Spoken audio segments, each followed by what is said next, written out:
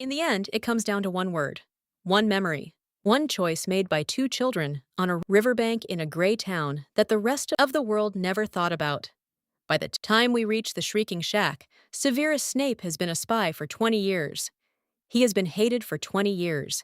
He has been the most despised man at Hogwarts, and the most trusted man in Voldemort's inner circle, and the most invisible man in the Order of the Phoenix. He has done all of it without anyone knowing, without anyone thanking him, without anyone asking, "Are you all right?" This is part 4, the last chapter. The one where we finally understand what always means. 6th year. Narcissa Malfoy comes to Snape's house. She comes because her son Draco has been given a mission by Voldemort. A mission designed not to succeed, but to punish. Because Lucius Malfoy failed at the Department of Mysteries, and Voldemort's punishment for failure is to put the failure's son in an impossible position and watch the family suffer. Draco is 16 years old. He has been ordered to kill Dumbledore. Narcissa knows what this means. It means Draco will fail. It means Draco will die. It means Voldemort will use her son's death as the object lesson. She asks Snape to help, to watch over Draco, to protect him where she cannot. And if Draco fails, to complete the mission himself, she asks him to make it an unbreakable vow. Unbreakable, literal, break it and you die. And Snape says yes. The internet has argued about this moment for decades. Was this Snape playing both sides? Was it Snape consolidating his position with Voldemort? Was it Snape betraying Dumbledore? No, it was Snape completing the plan. Because Snape already knows. He knows about Dumbledore's hand. He has seen the blackened, withered thing left by the cursed ring. He has been told by Dumbledore himself, "I am dying, slowly but certainly. The curse is contained, not cured. Dumbledore is going to die regardless. The question is whether he dies screaming from the curse's progression, or whether he dies on his own terms, in a way that serves the war, protects Draco, and cements Snape's position as Voldemort's most trusted ally." Dumbledore has already asked him. The unbreakable vow is not a complication. It is Snape doing what Dumbledore needs him to do, only now with Narcissa Malfoy as a witness. He says yes. He knows exactly what he is agreeing to. 6th year at Hogwarts. Harry Potter finds a copy of Advanced Potion Making in the classroom cupboard. The previous owner has annotated it thoroughly. The margins are covered in cramped, precise handwriting, spells, corrections, improvements to the standard text that are, in many cases, better than what the published book contains. The previous owner has signed it, the Half-Blood Prince. Harry uses the book and becomes, overnight, exceptional at potions. He brews Draught of Living Death at a level that leaves Professor Slughorn speechless. He finds a spell, Levicorpus, and uses it on Ron in the middle of the night, and spends the morning telling people he found it in the prince's book. He is, entirely without knowing it, being taught by Severus Snape. He is finding Snape's work brilliant and admirable. He is learning from him. This is the first of several layers of unbearable irony that Book 6 delivers. The second is the word Sectum Sempra. Harry finds it in the margin, no incantation, just the label, for enemies. He uses it on Draco Malfoy in the bathroom. Draco falls, he is cut open, he is bleeding in a way that is not accidental, not minor. It is the spell Snape invented as a teenager, in exactly the same position Harry is in now, feeling cornered and reaching for a weapon. Snape arrives, he heals Draco, and he looks at Harry with an expression that the books describe but never explain. We understand it now. He is looking at a boy who just used his spell on a student. He is looking at the fact that the weapon he invented as a frightened 15-year-old is now in Harry's hands. He is looking at the inheritance of violence. And he cannot say any of this. He gives Harry detention. He does his job. The night it happens, the school is under attack. Death Eaters have entered Hogwarts through a vanishing cabinet Draco spent the year repairing.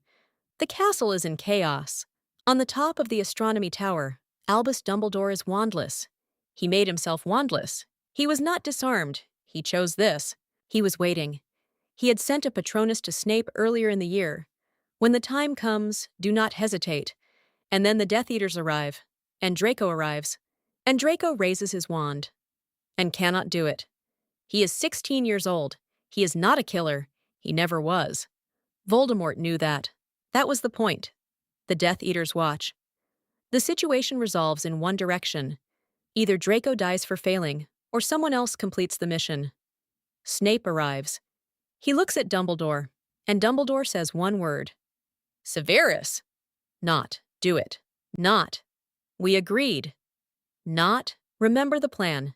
Just his name. And Snape does it. He casts the killing curse. Dumbledore falls, and Snape runs. He takes Draco with him. He fights his way through the castle. He deflects Harry's spells. Not with killing curses. Not with anything that would harm him, but with blocks and redirections that protect Harry without helping him understand that he is being protected. And as he runs, Harry calls him a coward. And Snape, who has just killed the only man who ever trusted him, who has just completed the hardest thing he has ever been asked to do, who is running toward a future where he will be universally despised and cannot tell a single person why. Snape stops and says, "Do not call me a coward," not with anger, with something much more raw. Then he keeps running. The year that follows is the loneliest of Snape's life. He is headmaster of Hogwarts, installed by Voldemort. He is trusted completely by the side that is winning, and he is, quietly, desperately, doing everything he can. He reinstates staff Voldemort wants gone. He assigns students detentions in Hagrid's pumpkin patch rather than allowing the Carrows to torture them. He manipulates situations from the inside in ways no one will ever know about, because no one can know. He sends his Patronus to the forest where Harry is camping, the Silver Doe, moving through trees in the dark, followed by no one who knows it is him. Harry finds it, follows it, finds the sword of Gryffindor beneath a frozen pond. He does not know who sent it. He will not know for a long time. But Snape's Patronus is a doe. Lily Evans' Patronus was a doe. A Patronus is the projection of your deepest joy, the shape of everything you love most in the world. He has carried her inside him so long that she has become the form his soul takes. He protects Harry with the shape of his mother. He does not know if it will work. He does not know if Harry is alive. He does not know, in the forest on that night, whether anything he has done over the past 20 years has amounted to anything at all. He sends the doe anyway. The Shrieking Shack. Voldemort needs the Elder Wand to work at full power. He believes the wand's allegiance passed to Snape when Snape killed Dumbledore. So he sends Nagini.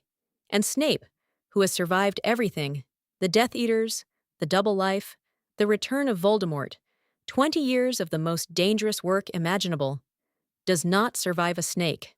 He falls. He is dying on the floor of the Shrieking Shack, the floor of the room where Remus Lupin once transformed, where Sirius Black once hid, where the entire history of this story converges in terrible, precise, poetic logic. Harry finds him, and Snape, bleeding, fading, barely there, says, "Take it, take my memories." He gives Harry everything: the park, the river, Lily opening the flower, two children who found each other in a gray town where nothing else was worth finding, the sorting, the distance, the word, and the walking away. The deal with Dumbledore, the doe, the instruction. You have to die, Harry. Voldemort made you a Horcrux by accident. Only his death can fix it, but you have to go first. He gives Harry the key to the war. He gives Harry his entire interior life. And then, with the last of what he has, he looks up at Harry's eyes. Lily's eyes, green, specific, alive. He says, "Look at me." Not, "I'm sorry." Not, "Tell me it was worth it." Look at me. He wants, in his last moment, to see her. He dies, with green eyes looking at him. So, what do we do with Severus Snape? He was not a good man. He was cruel to children who deserved better. He used the prejudice that hurt him to hurt others. He made choices, year after year, that caused real damage. He was also not a villain. He was a man built by neglect and violence, in a world that decided very early that he did not matter, who found one proof, one girl, one friendship, one summer by a river, that he did, and who, when he lost it, when he destroyed it with his own hands, spent everything he had left trying to honor what it cost. In silence. Without credit, without recognition, Dumbledore died keeping his secret. The Order thought him a murderer for a year. Voldemort thought him loyal to the last. Harry hated him. He protected Harry anyway. There is something in that, in the doing of the right thing when no one will ever know, when there is no reward, no acknowledgement, no statue at the end of it. That is not heroism exactly.